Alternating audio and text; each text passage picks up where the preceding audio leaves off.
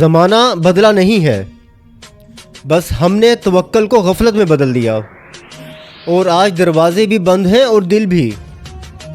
آپ نے اکثر 19 سنچری کے لوگوں سے سنا ہوگا، اور وہ یہ بات بڑے فخر سے کرتے ہیں کہ ہمارے ٹائم پر گھروں کے دروازے کھلے رہتے تھے، چوری بھی نہیں ہوتی تھی۔ لیکن آج 2 تالے لگانے کے باوجود بھی دل بے چین رہتا ہے۔ کیوں؟ کیونکہ ہم توکل اور غفلت کا فرق بھول گئے۔ اس میں ہمیں آپ صلی اللہ علیہ وسلم کی سیرت مبارک سے ایک واقعہ ملتا ہے۔ آپ صلی اللہ علیہ وسلم مسجد میں بیٹھے تھے، ایک بدو آیا اور اس نے اپنے اونٹ کا گھٹنا نہیں باندھا، اور جب وہ مسجد میں داخل ہوا تو آپ صلی اللہ علیہ وسلم نے اس سے پوچھا کہ بھائی تو نے اونٹ کا گھٹنا کیوں نہیں باندھا؟